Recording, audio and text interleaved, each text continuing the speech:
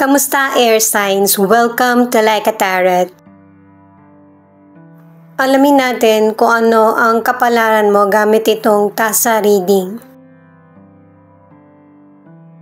Ipapaliwanag ko na lang sa iyo kasi mahirap siyang makita sa camera. Alamin natin kung anong energy ang masasagap natin ngayon para sa mga air signs.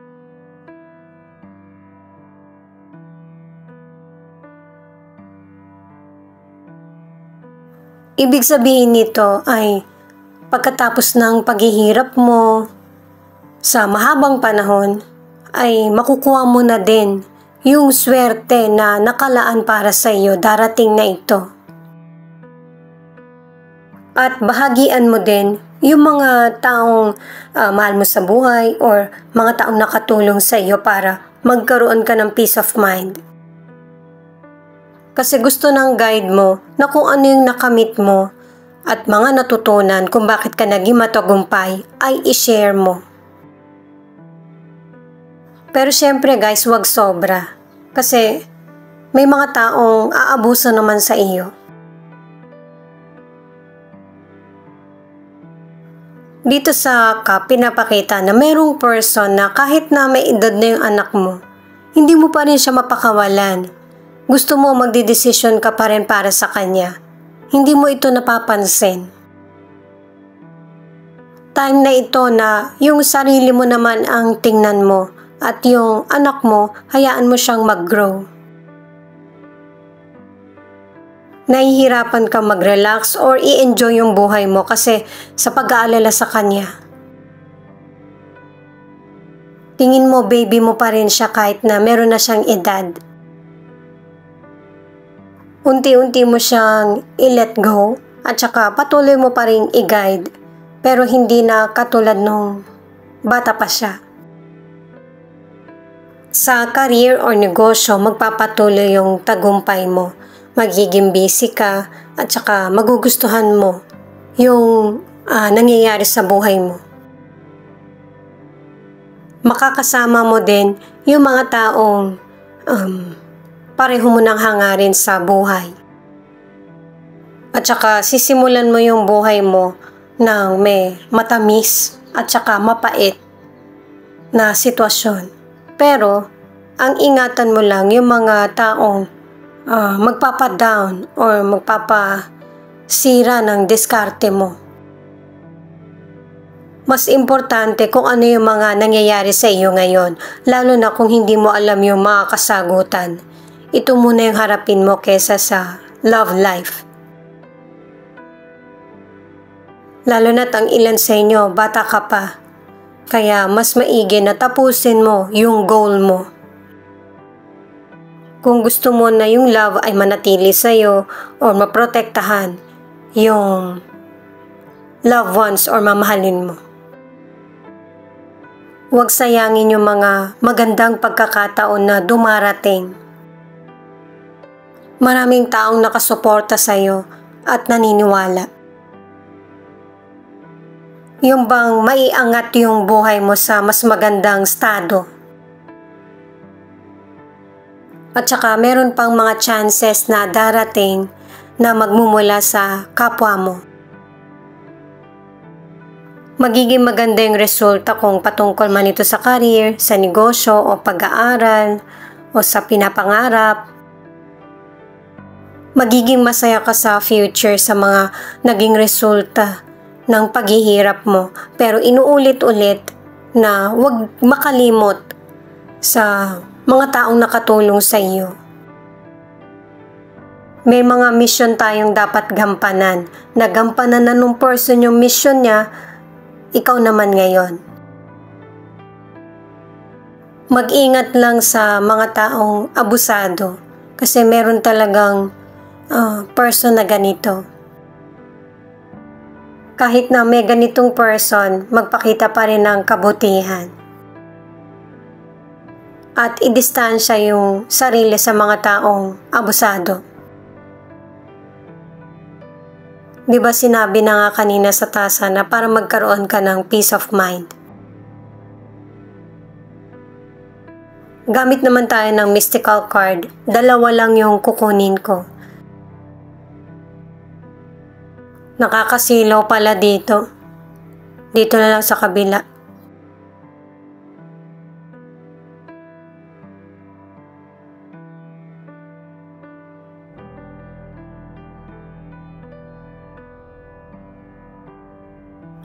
Ayan, transformation, yun nga talaga yung magaganap.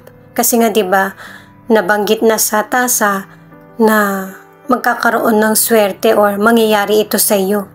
Yung magandang kapalaran. Maging aware sa mga kakaibang nangyayaring pagbabago sa buhay mo.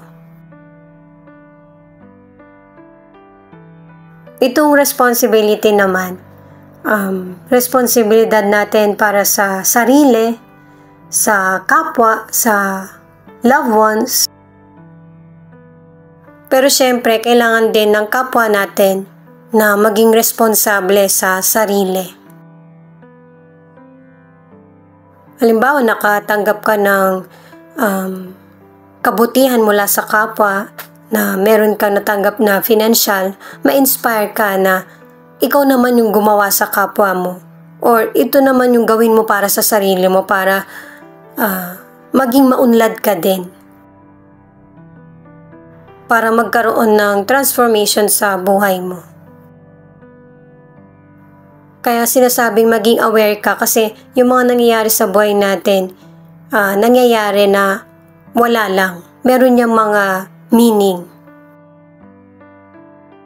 Kaya pinapakita sa card na kailangan maging aware ka.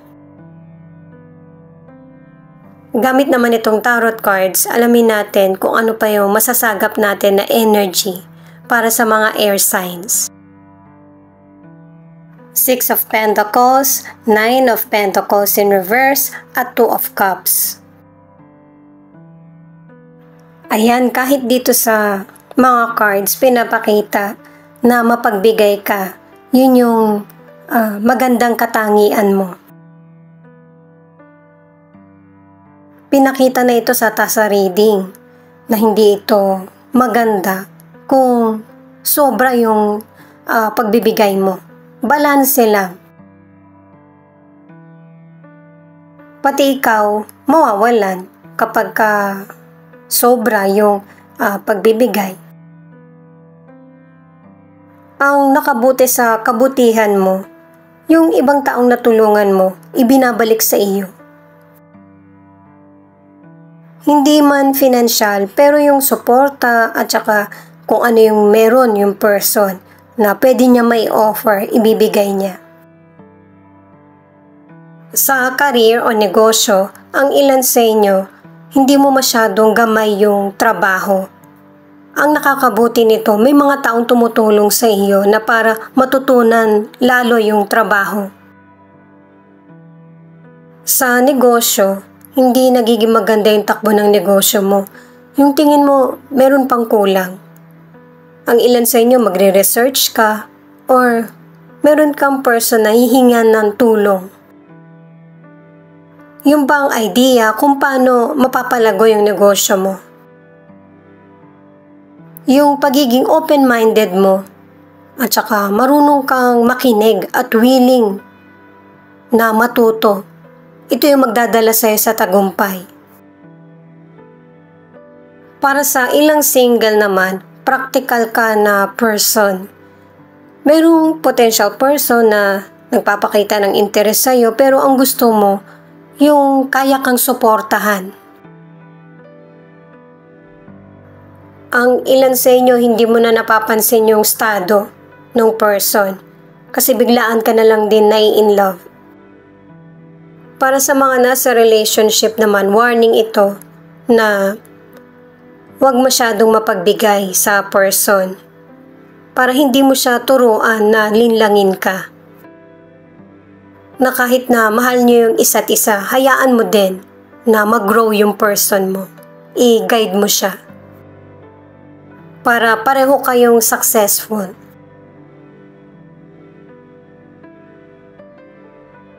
The Sun, 6 of Swords, at the World.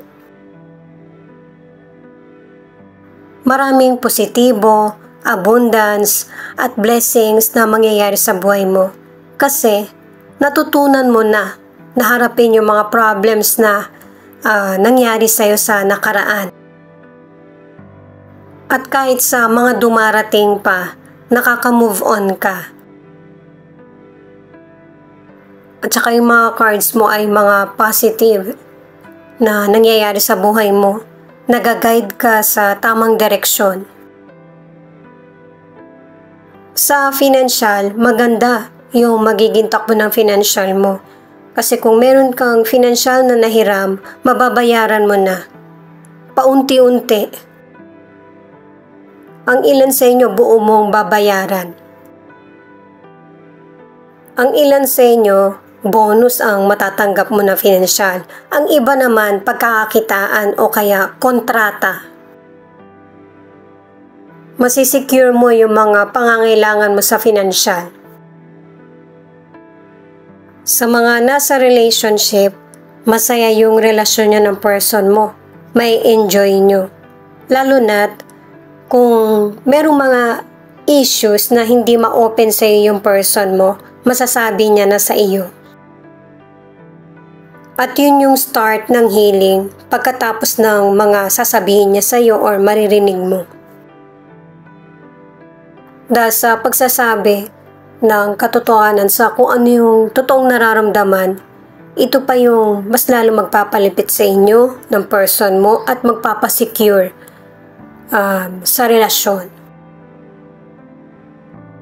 Kasi merong mga nasa relationship na naagapan nyo ng person mo yung problem bago pa lumala.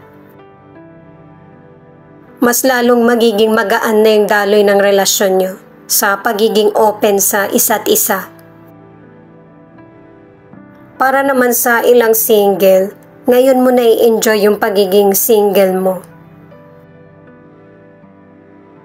Nakakapag-heal ka na at move forward sa buhay mo.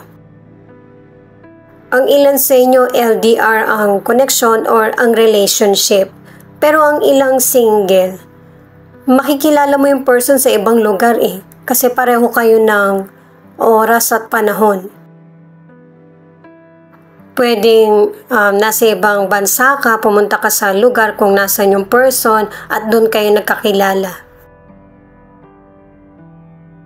Kaya huwag ka malungkot kung napakasakit sa iyo ng nakaraan kasi maganda naman yung kapalit. At base sa mga cards, hindi natin kalahi yung next na makakarelasyon mo. Queen of Swords in reverse, King of Wands at Knight of Wands. Dito sa cards na ito, ipinapakita tulad sa tasa reading na merong person na nakikialam. Pwedeng family to ng person mo or family mo. Dahil sa sobrang pagmamahal, yung pagmamalasakit, ang kinakalabasan ay yung pagiging makasarili. Iwasan na magkaroon ng hidwaan sa pamilya or kapamilya. Umiwas sa mga bully na person. Ito lang kasi yung tamang paraan para hindi masira yung araw mo. At base dito sa cards na pareho kayo ng person na mabilis uminit yung ulo.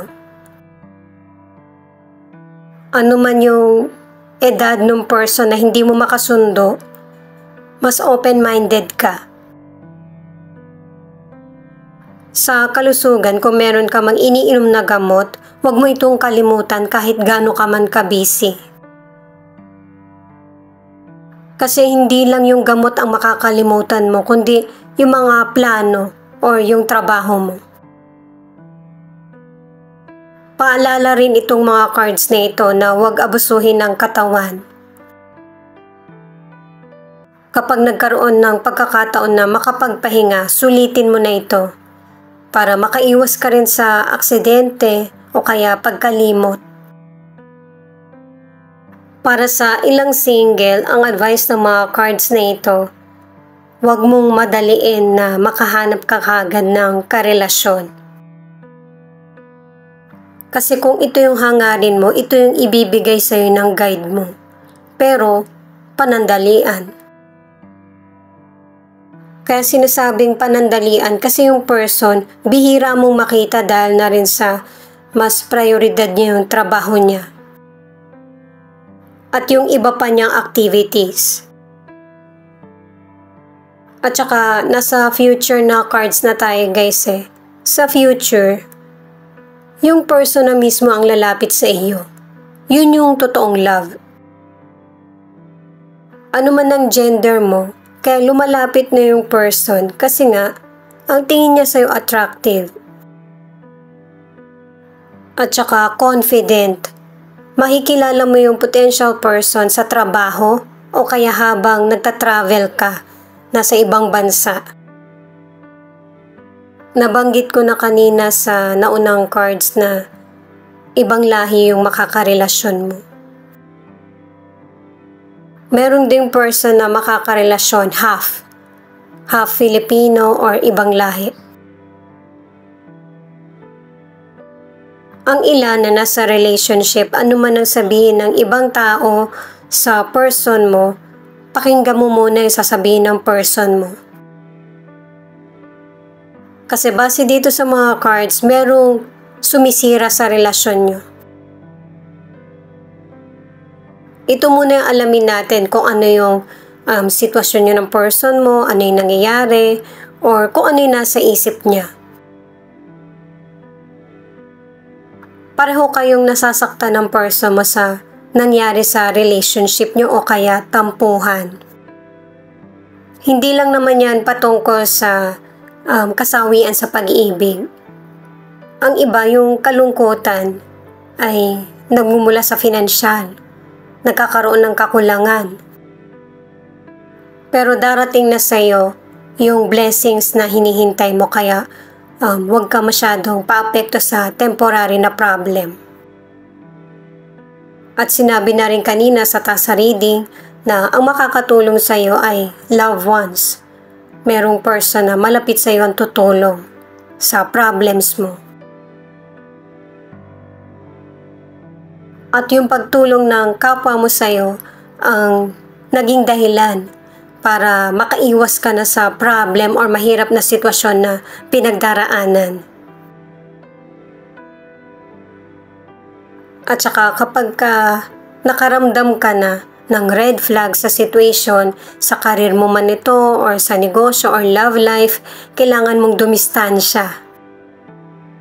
Kumbaga, kailangan na ng ending ang sitwasyon. Para itong card na ito na Twin Flame, ang mangyayari sa buhay mo na maibalik mo sa dating balanse. Huwag paapekto sa mga bully o kaya nagpapasira ng diskarte mo. Mahalin at saka bigyan ng pagpapahalaga yung sarili para ganun din ang balik ng kapwa mo sa iyo. Or sila na mismo yung iiwas. Paalala din tong card na ito na katulad ng sinabi kanina na pakinggan mo muna yung person mo.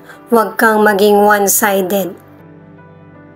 Kasi sinabi na diba kanina na merong person na sumisira sa relasyon nyo. Kaya mag-ingat. Huwag basta maniwala. At i-add ko lang para sa mga nasa relationship na nakadalawang cards ka na pareho nyong pinagpupursigihan ng person mo na mag-work ang relasyon nyo. Mas lalo pang magtatagal yung relasyon nyo ng person mo at saka magpaplano kayong mag-travel. Gusto niya na mas marami kayong time together, yung bang magkasama.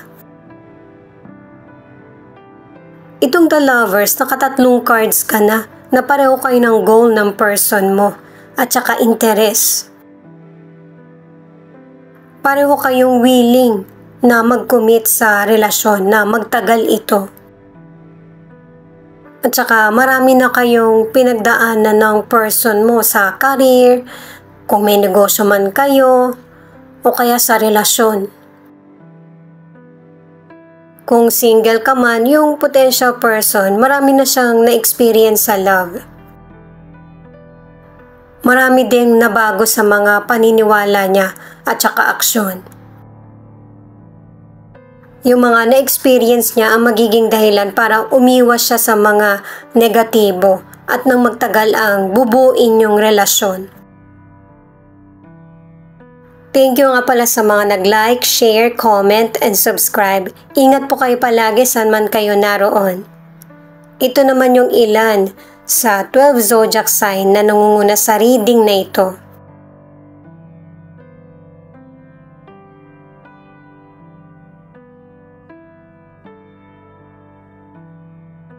Aquarius, Libra, Taurus, Gemini, Capricorn, Pisces, Cancer, Virgo, at Aries. Ito naman yung letra na posibleng andito yung pangalan ng person mo or letra ng pangalan mo. Pwedeng hanggang sa tarot cards or tasa reading ka lang makaka-resonate or hanggang dito sa charms. A, F, Q, N, V, D, Z, W, at Y.